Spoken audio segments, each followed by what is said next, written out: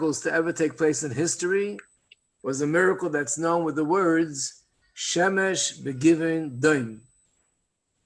What does that mean? There was a war, and it was at a point where they almost defeated the enemy. They needed just a few more hours to defeat the enemy. And that's the moment and the time that they went into the night. And in the night, they couldn't continue with the war. So Yeshua prayed to Hashem and performed one of the biggest miracles ever, that the sun stopped. The sun, which was supposed to go down, did not go down in the time that it was meant to, in the natural order of things. And it did not, there was no sundown. The sun didn't set. So therefore, as the light continued, they were able to continue the war and eventually defeat the enemy and have the absolute victory. When did that happen? On the third day of Tammuz. That's the general history, a miraculous day. In 1927, in the times of the previous Rebbe, there was another miracle. And that is, as the previous Rebbe was arrested in Russia. And the reason why he was arrested was because this was the time where the communist regime took over after the revolution. And this regime was out to destroy and uproot anything that's related to Torah through Judaism. And unfortunately, very sad to say, that one of the main activists were actually Jews who had their own division, their own name. They were called Yevsektia, which means the Jewish section of the communists. And these were young guys in their 20s who are wild with their hate for Torah through Judaism. I'm not talking about hate. They didn't like it. They criticized it. Hate to the point of murder, that they actually murdered. They took away the lives of many rabbis, people who had positions where they were involved in the Jewish community as teachers, as shochtim, in a shul, in a community, and they closed down whatever they can, a shul, yeshiva, a mikveh. And during these turbulent times, the previous Rebbe set up, instead of being afraid and running away, which is what everybody did because their life was in danger, the previous Rebbe set up an underground network of his Hasidim to set up an underground network of yeshivas, cheder for children, and mikveh, a system where the people can have kosher food. And this was going on for quite a while, until finally they realized where it's all coming from and they have to stop it. And they came after the previous Rebbe and they had him arrested. Not only arrested, but now is not the time to go into the details of the story. There is a book called A Prince in Prison that has all the details. Their intention was that same night that they arrested him to, God forbid, execute him. In fact, that night that they arrested the previous Rebbe, that same night they also arrested 12 other religious leaders from other religions. And all of them were executed that very same night. And that was the plan with the previous Rebbe. Miraculously, it didn't happen because supposedly by mistake, the previous Rebbe walked down the wrong corridor, ended up in the wrong office, and after a chain of events, his life was spared, and eventually he was saved. So he was in jail. Being in Russian jails, don't have to describe to anyone what that's all about. And we know that we see the pictures of the previous Rebbe in the last 10 years of his life.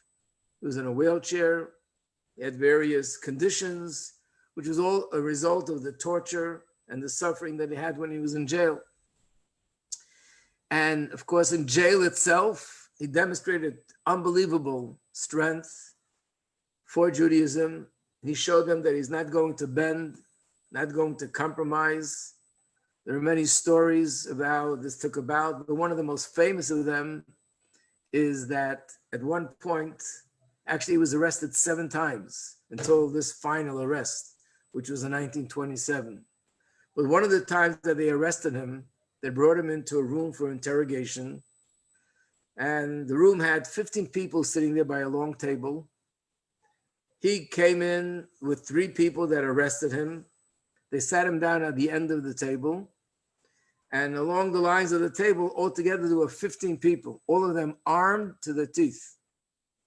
And everybody had on the table a gun. And next to him on the right side, on the left side, and behind him, there were people that had guns, swords, and other wonderful tools. When they began to ask him questions, the previous Rebbe said, most people in such conditions and seeing such a room are so overwhelmed, they're usually paralyzed with fear.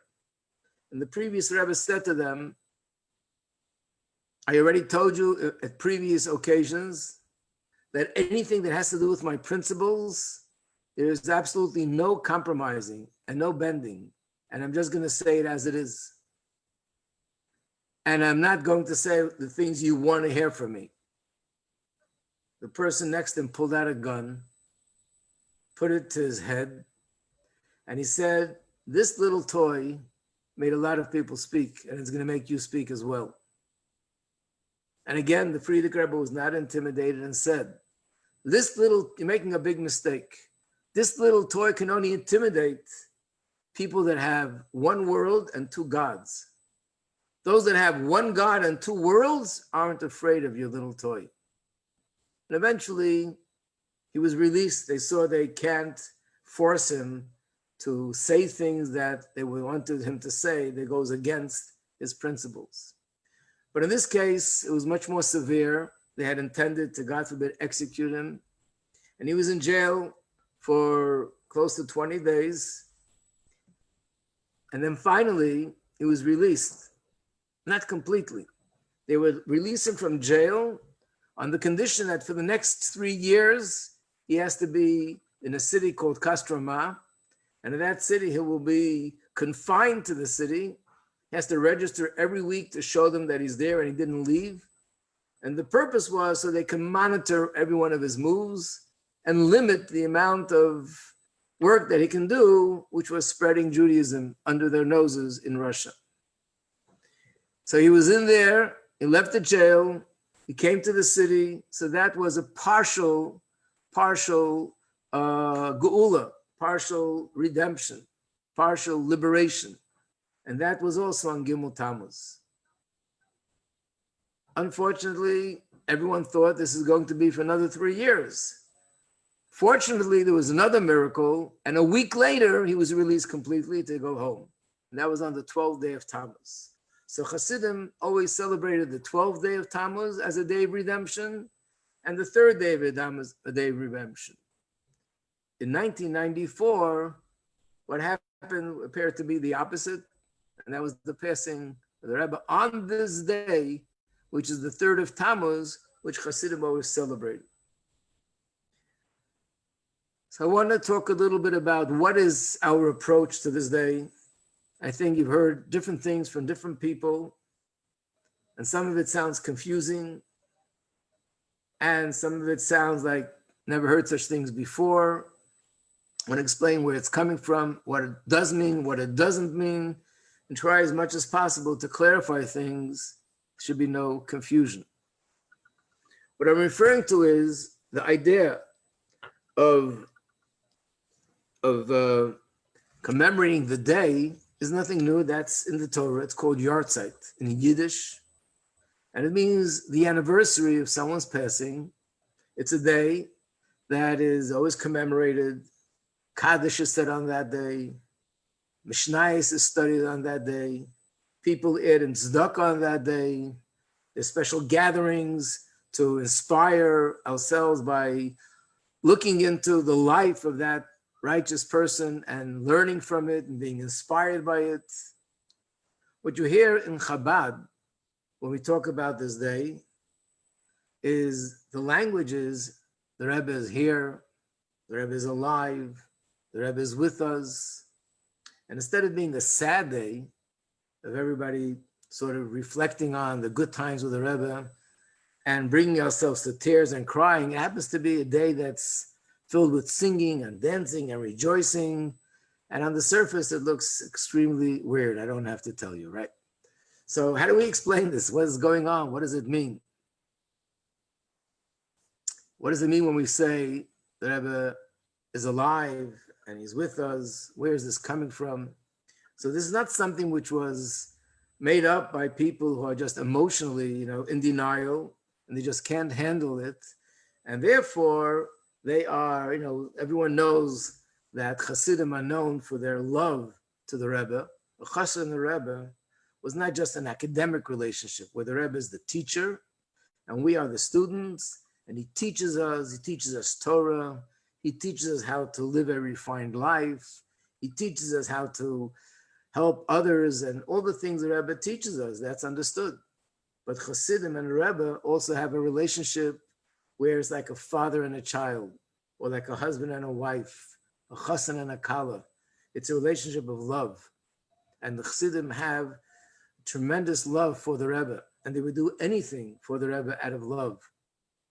So you would think that because the Hasidim love the Rebbe so much, and therefore they're in denial that it's sort of over, so they talk about that he's here and he's really here, but that's not the case. The basis for this comes from the Torah itself, and let me explain.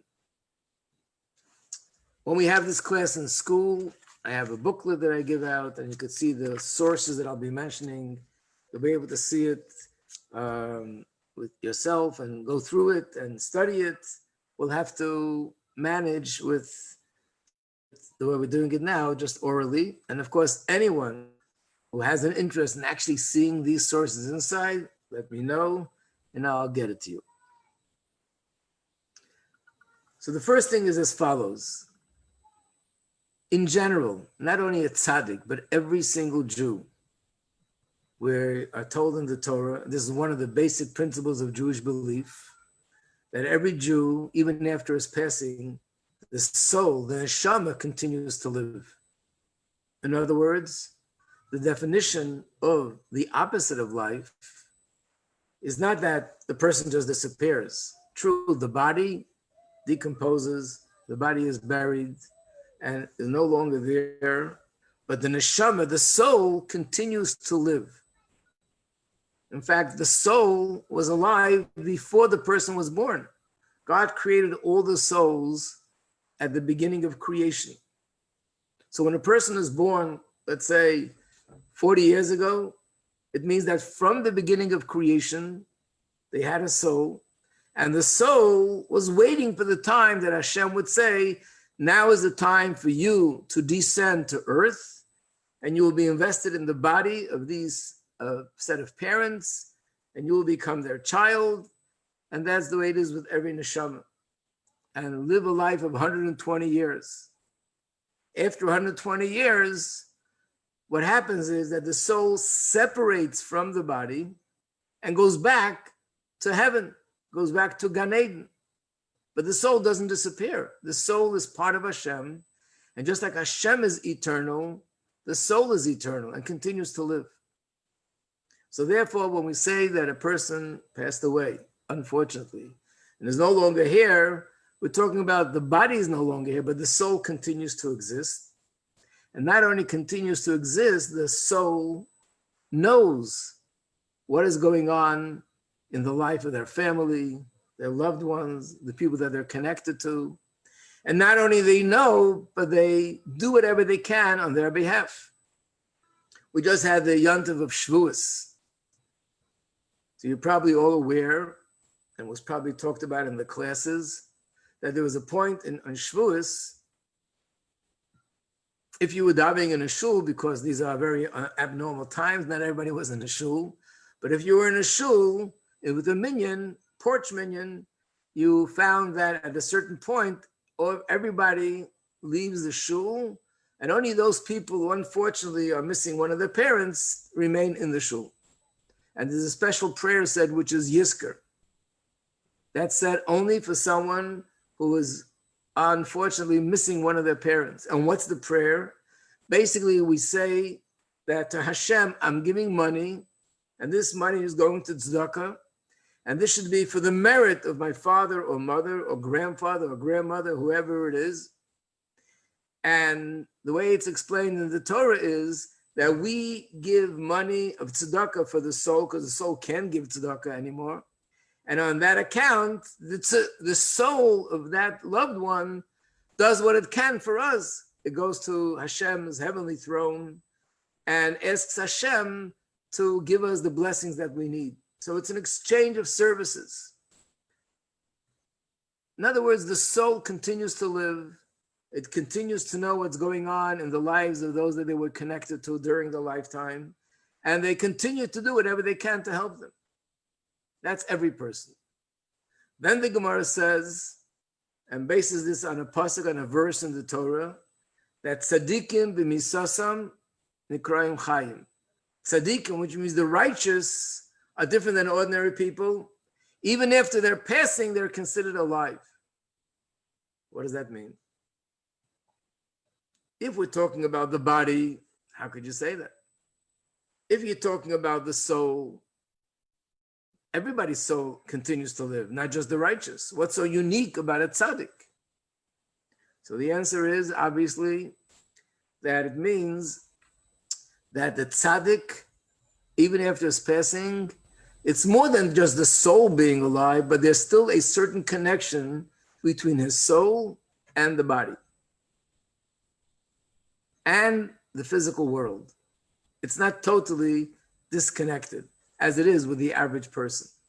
And we'll soon explain what the ramifications of that is. What does it mean? That's the tzaddik. Then the Gemara comes along and says there are certain tzaddikim that are an exception even amongst tzaddikim. And with these tzaddikim, it says in the Torah that they actually never died.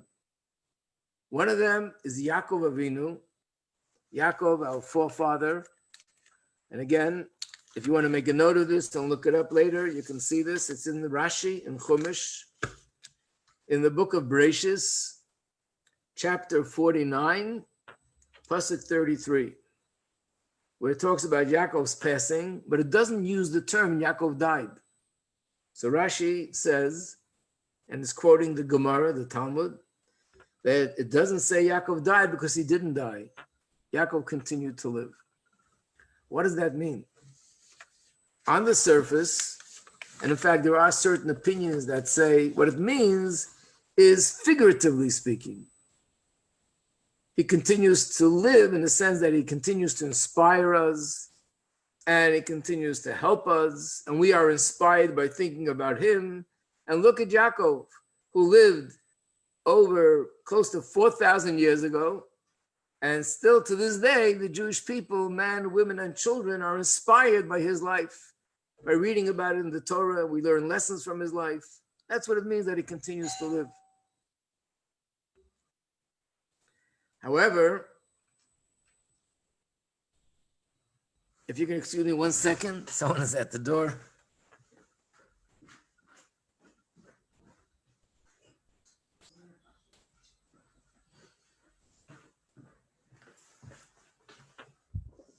Sorry.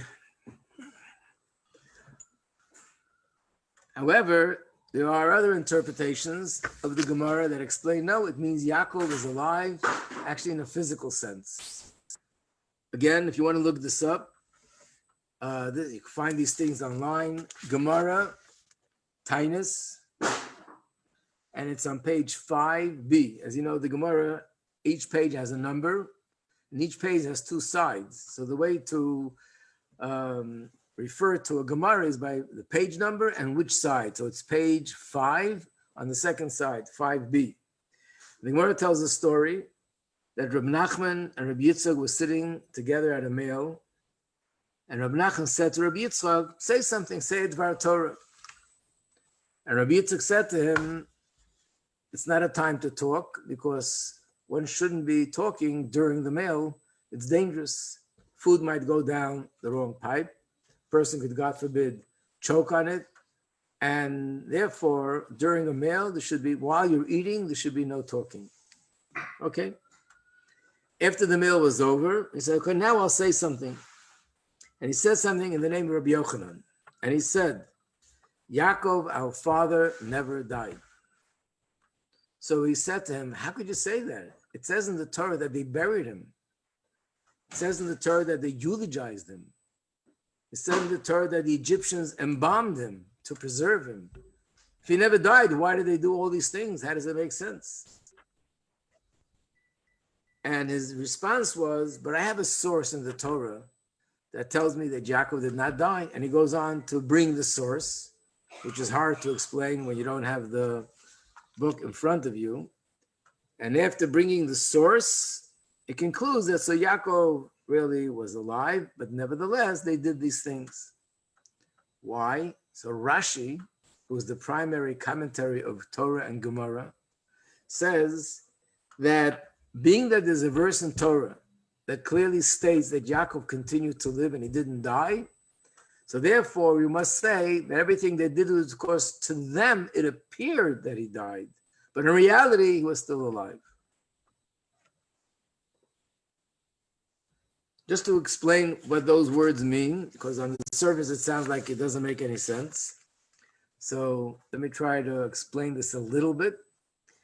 And that is, there's a big difference between the definition of life and death in science, in medicine, and the word life and death in Torah. Science and medicine don't necessarily recognize that there's a neshama, there's a soul. They don't believe that the soul is our source of life. They believe everything is explained logically, scientifically, biologically, and there's reasons why the blood flows and the heart pumps and the brain does this and this organ does that, and all the organs working together, the vital organs, the heart, the brain, the liver, they all do their job, and that's how a person lives. But they don't recognize that as a neshama. They're not going to tell you, oh, the source of life in a person is the soul. And therefore, what is the definition of life? When there's activity, if the person is moving around, and if God forbid he's not moving around because he's very ill, but there's activity internally, the organs are active, the heart is active, the brain is active.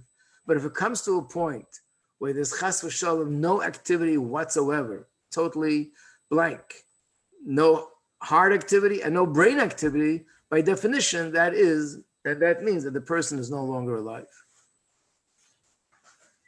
And if somebody would say they're alive, but there's no activity, that doesn't make any sense, because that is clearly a contradiction of terms. The definition of alive is active. So how could you say he's alive, but he's not active? That is a contradiction of terms. The Torah definition of life is something else. There's a neshama, and the soul gives life to the body.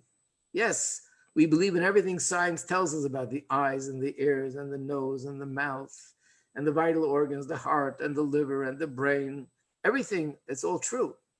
But the way the Torah looks at it, that these are all sort of vessels through which the soul gives the life.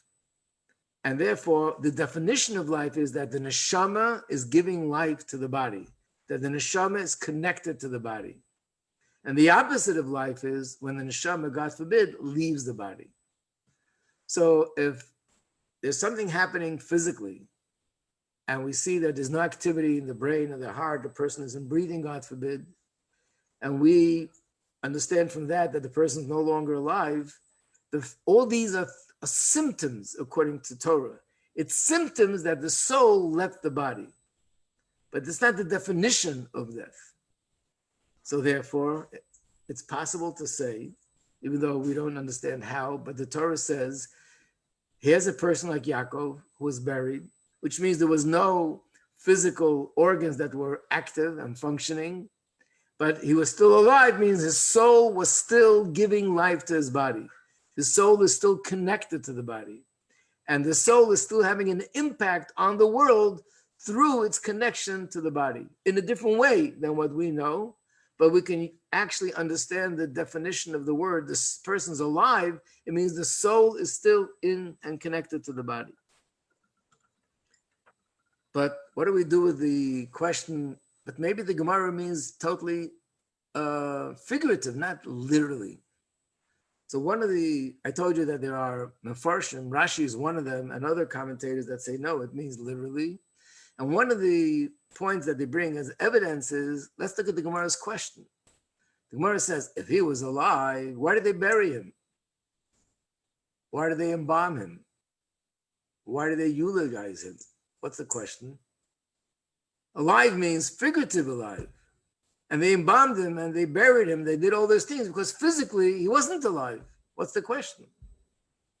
So from the mere fact that the Gemara raises this question and says, if it was alive, why did they do these things? That means the Gemara understands that what is being said is that he's alive in a physical sense.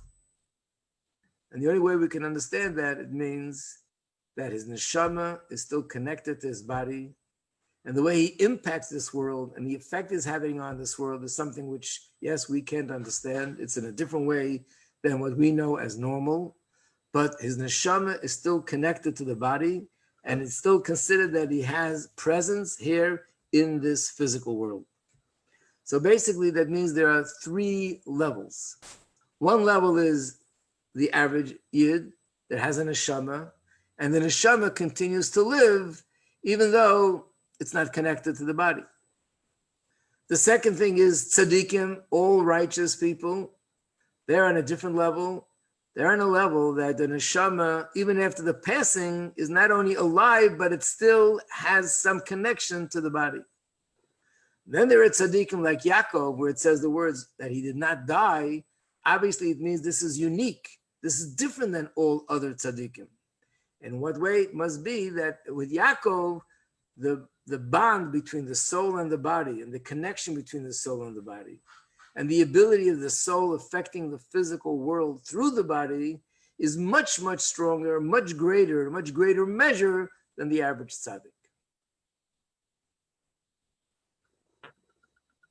So far understood? Not completely understood, but I mean, understand what I'm saying. Yes, Rabbi.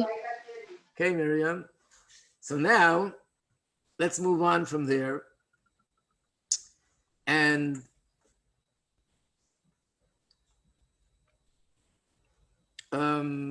let me bring another source.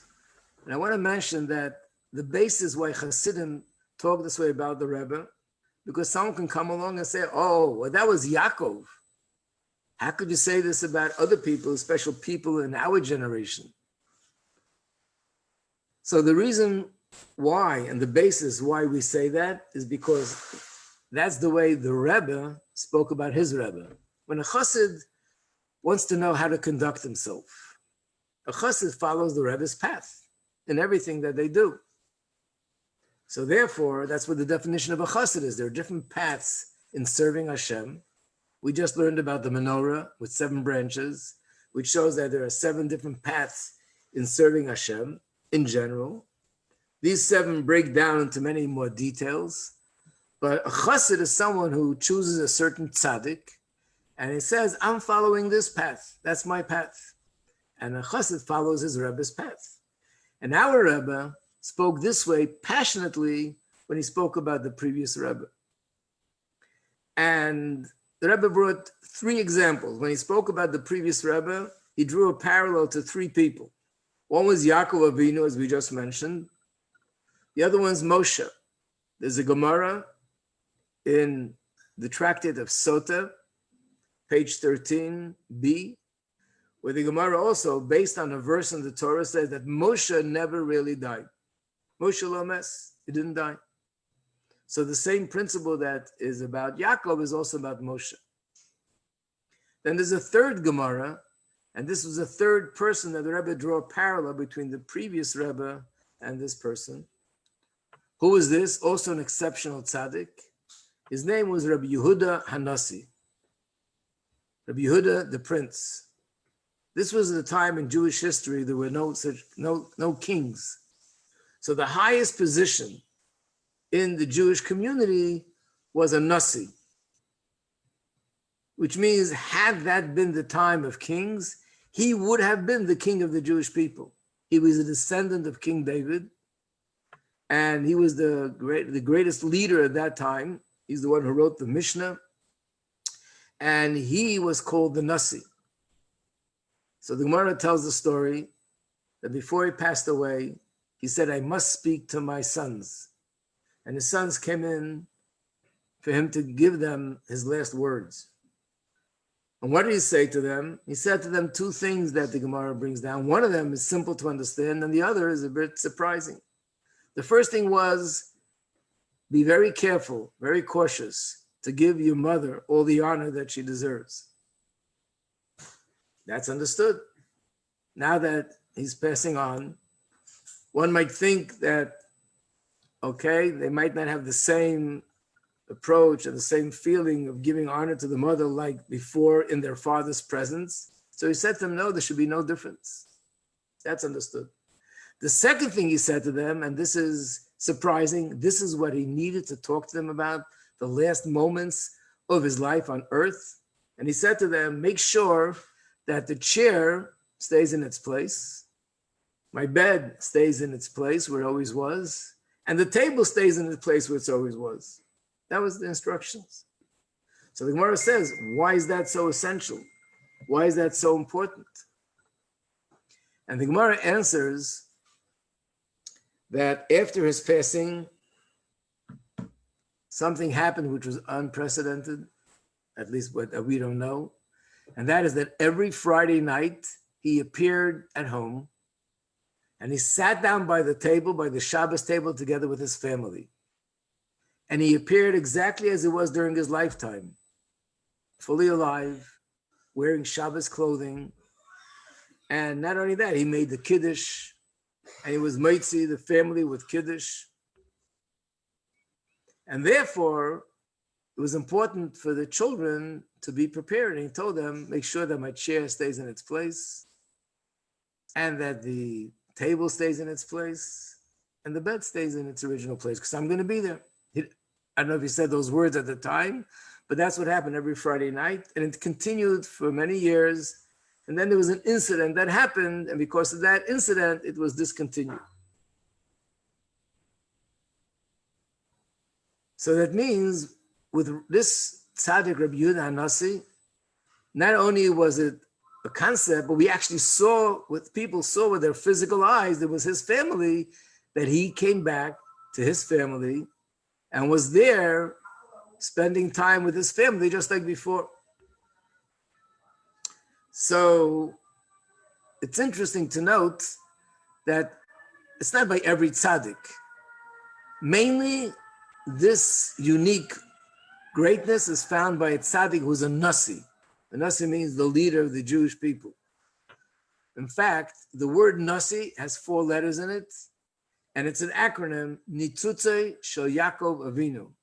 Every nasi is a spark of the soul of Yaakov Avinu. And therefore, if Yaakov Avinu had this quality that he didn't die, so the same principle applies to every nasi.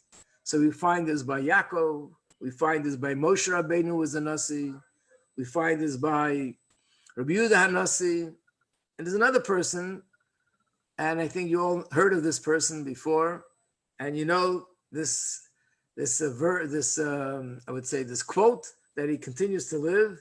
His name happens to be David HaMelech.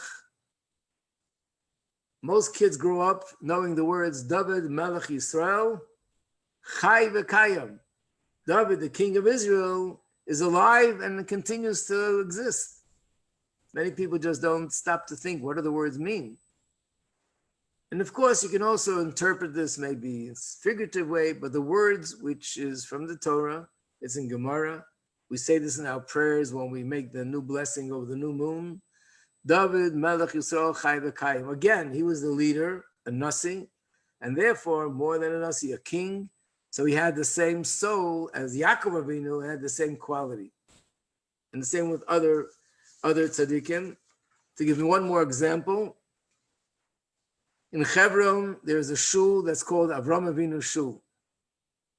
And it's because of a story that happened, that there was one time, early years, there was not that many people living in Israel in general, and certainly not in Hebron, that there was only 9 people and they didn't have a tent for a minyan. It was Yom Kippur.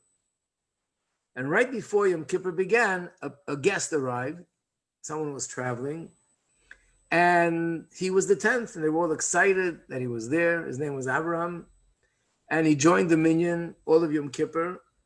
And one of the people in the shul made up with him that after Yom Kippur is over, he's inviting him to his house to break the fast. After Yom Kippur was over, they went out into the yard in front of the shul or the back of the shul to make the blessing on the new moon. That's the custom. It's dark outside. They made the blessing over the new moon and they go back into the shul. Everyone walks back in, all 9, but the 10th guy is not here. Initially, they thought something happened to him. They went out there to search for him. They spent a long time trying to find him. Maybe he fell, maybe he fainted. They couldn't find him. And they had no choice but to go home. And that night, this person who invited him to be a guest had a dream. And his dream, someone appeared to him who was the person, the 10th person appeared to him. And he said, don't be worried about me, I'm fine. And he identified himself that he's not just an ordinary Avram, he's Avram Avinu. And being that he lives here in town, in Hebron, and he saw how much they were pained by the fact that there's no minyan, he decided to join them and give them the minyan, which is really a beautiful story. But there's one big question on the story. How could he be part of the minyan if he wasn't alive?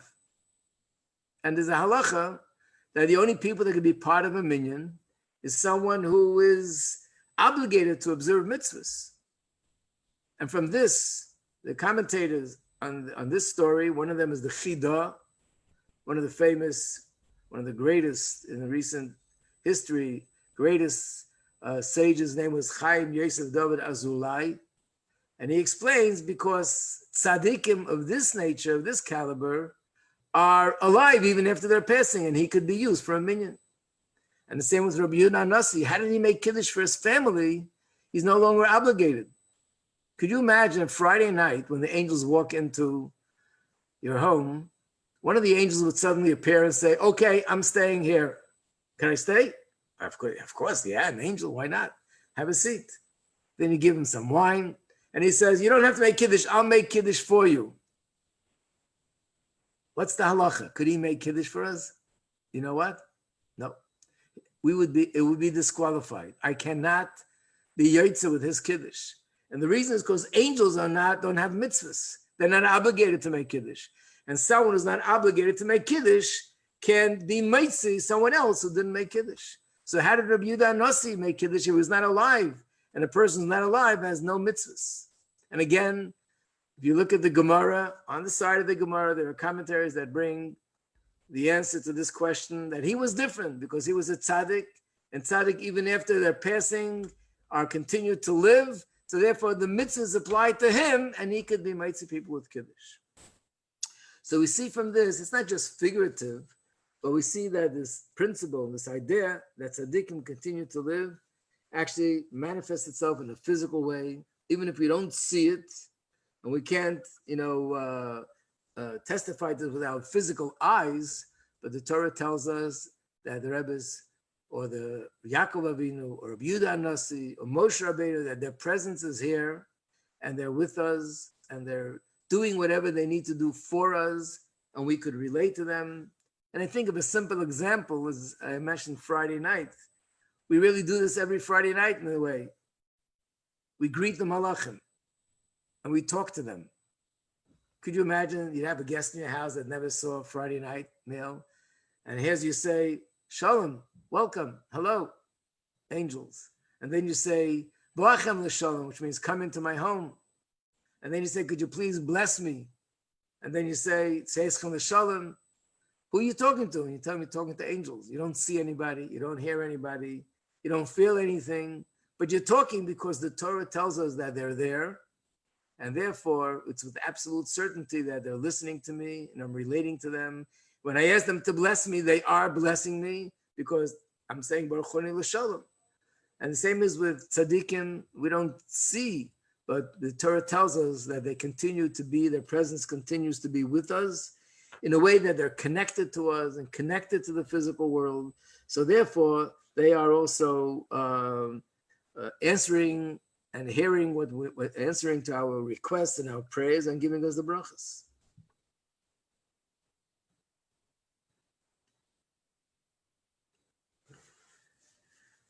Another question that comes up is, so even people that don't feel so strongly that the Rebbe's presence is here, sort of in a physical way, in the physical world. But everyone believes that the soul continues, and the soul of a tzaddik continues to pray for us and care for us. Why do we need to so much emphasize that he's here and he's in the physical, especially if it makes other people nervous to hear such language? Why is it important to emphasize? So the Rebbe himself answered that question, because the Rebbe spoke this way about the previous Rebbe, and he said the following, that there were people after the previous Rebbe passed away, which was 1950, Yud Shvat, that the previous Rebbe had told them to do certain things, and after the passing, they wanted to free themselves from that obligation. For example, there was someone that was told to go on shlichus, so he traveled to some faraway place, some remote place to be a shliach. And now that the previous Rebbe is no longer here, and it's very difficult and very challenging to be in this place, so he decided to discontinue and come back home. And the Rebbe spoke out how this is wrong. Why would a person think that? Because during the lifetime, he knows the previous Rebbe might write him a letter and say, where are you going? I told you to be in this place. Why are you leaving? During the previous Rebbe's lifetime, he might be even called into the Rebbe's room and say, I want to speak to you and ask you, why did you not obey what I told you to do? So he's afraid to do that. But now it doesn't have that fear anymore. So he just does what is more comfortable. The Rebbe says, no, the Rebbe is aware and his words are strong now just as before, which means if I have a sense that the Rebbe continues to be with me and the Rebbe is here and his presence is here, therefore his directives and the words that he told me or he told all Hasidim, everything continues. The Rebbe told us to learn chitas, a person is going to come and say, okay, but now that it's after that time period, I don't have to really work so hard on that. I don't have to work so hard on shlichus. I don't have to, it's different times now. The answer is no. Anything the Rebbe told us continues because the Rebbe continues, so therefore his words and his directives to us also continue. I know specifically this is something that came up regarding Mashiach. The Rebbe was storming about the subject of Mashiach. Every opportunity, every farbrengen, that we should strengthen our belief, strengthen other people's belief, and we should tell people that his coming is imminent. We should point out to people that there are amazing things happening in the world, phenomenal things that are going on, and these changes are part of the process of Mashiach unfolding. And then Gimmel Tamuz happened. We no longer hear the Rebbe speaking, and we no longer see the Rebbe. He's not here with us physically. So many people began to feel that we can't talk about Mashiach now the way we did before. Looks like something went wrong. It looks like there was some sort of a change of plans. And therefore we have to sort of change our message or not talk about the subject. According to this, the opposite is true. The Rebbe's presence continues to be with us. The Rebbe continues to live. And therefore his words are alive just like before. And if anything, not only we should continue to do those things that the Rebbe told us to do, now even more than before. Because before, to be connected to the Rebbe was a natural. We saw him, we came to the Rebbe for dollars, we wrote letters to him, he wrote back to us. So the connection was there. Now that there's no physical form of connection, then certainly we need to make more of an effort to be connected in heart and soul, be connected in doing the things that the Rebbe expressed are very dear to him. We have to do that even more than before to reinforce the connection. So that's the answer to the question, like, why does it make such a difference? Why do we have to talk about it this way? There's a story told with the Maggid of Mezrich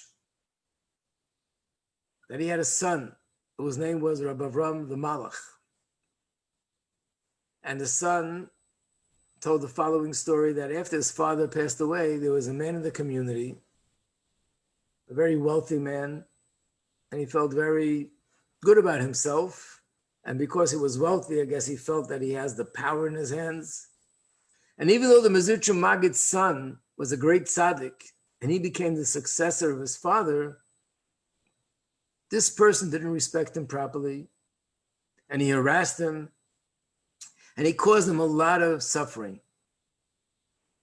And the Rabbi Ram, the Malach, this son, spoke to his father and basically asked him that the suffering should stop.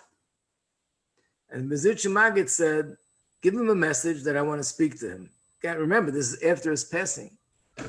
And he told him that his secretary, the one who served the Rebbe as a secretary during his lifetime, should call him. You can imagine this man gets a knock on the door, sees the Rebbe's secretary, yes. Oh, the Rebbe wants to see you. And he looks at him, his eyes pop. What do you mean he wants to see me? The Rebbe's gone for such a long time already. What do you mean he wants to see me? What are you talking about? And he says, don't ask any questions. I'm telling you, just listen to me. Follow me and let's go to the Rebbe wants to see you. So he followed him. He came into the shul and he was shocked to see by the table, the Mezritcher Maggid, who had passed away months before or more, was sitting by the table, looked exactly like during his lifetime. And he said to him, why are you harassing my son? And he began to excuse himself and defend himself why he's doing it. And the Rebbe, the Maggid, rebuked him and said, don't give me any excuses. This just has to stop. And don't you ever do it again. And now you could leave. He left the room. He was in a state of shock and panic. And he ran home. And as soon as he got into his house, he fainted.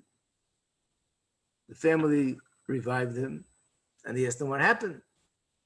Why did you faint? What are you feeling? And he said, no, it's not a physical thing. And he told him the story. So they said, well, if that's the case, we should immediately go to this great tzaddik, the son of the Maggid, and you should ask him for forgiveness. It's not a joke. So they went all together to the house of the Rebbe Avram to ask for forgiveness. And as soon as they walked in, he smiled and said, oh, my father spoke to you? He said, how did you know? He said, well, he told me he's going to speak to you. And what he said to him, which I didn't mention a moment ago, the main thing I forgot, he said to him, you think that I'm no longer here and you can do whatever you want. So I asked, that's why I brought you here, to show you that I am here, and don't you ever do that again, what you did before. So this is the emphasis. When we realize that the Rebbe's presence is here and is with us, then this strengthens and our commitment to all the things that the Rebbe told us to do in all the areas of Yiddishkeit and Torah mitzvahs, and especially in our efforts to bring Mashiach. And let me conclude with one more thing, which one of the questions I asked before was the simcha, the dancing, the singing. First of all, we find the precedent to that, and that's Lag BaOmer. We just celebrated Lag BaOmer. I remember one year when I went to bring children to 770, there used to be a parade every year, and we used to bring children from other neighborhoods that went to public school. The parade was on Sunday, so I went down there to pick up a group of kids with a taxi and brought them to 770. As we're driving into Eastern Parkway, the driver looks around and sees clowns and music and people running all over the place. Says, oh, what's going on here today? So the young man who was sitting next to me said to the driver, who wasn't Jewish, oh, a great rabbi died today. You should have seen his eyes pop. Like, is that what you do when great rabbis die? So first of all, I said to him, wait a second, not today, 2,000 years ago on this day, number one. And number two, yes, Rabbi Shloma Majeski requested that his day of passing should be celebrated in this way. But what's really behind the celebration is that Gimmel Tamuz, besides everything else, presents a tremendous challenge in one of the most important things that the Rebbe gave us. The Rebbe gave us the message for ourselves and to publicize to everyone else that Egiya Zman Gulaschem, that Mashiach's coming is imminent. And we should do everything we can to spread this, to strengthen and reinforce our own belief, reinforce this belief by other people, and we should learn in Yana Mashiach Gula. And this became sort of almost exclusively the most important thing to focus on. When Gimmel Tamuz occurred, it was a challenge because before everything looked like so great. But look what's happening now. And people began to question and think, well, maybe it was meant to happen, it was supposed to happen, but we missed the boat. We blew it, we lost the opportunity. It was a window of an opportunity, and now the window is closed. That's probably what it means. But the truth is, the Rebbe guaranteed us, and he promised us, that this is something which is absolutely factual, and there's no way that this will be reversed. We can't lose the opportunity. That was maybe in previous generations. And therefore, and again, it's hard to go into it, but I can always show you the sources, where the Rebbe said that this is something which is irreversible. Mashiach's coming is imminent. So the day of Gimmel Tamuz challenges us. Is it really that way? Could we really still believe? Yes, the answer is yes.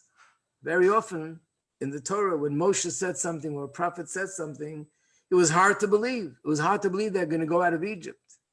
It was hard to believe that they're going to go into Eretz Yisrael, and that's why they got stuck in the desert, this week's Parsha, for 40 years. But those who believed were fortunate that they didn't give up, they believed in Moshe, and therefore they merited from the fact that they believed. So now too, we believe in the Rebbe's words, and therefore the simcha that you see is something else.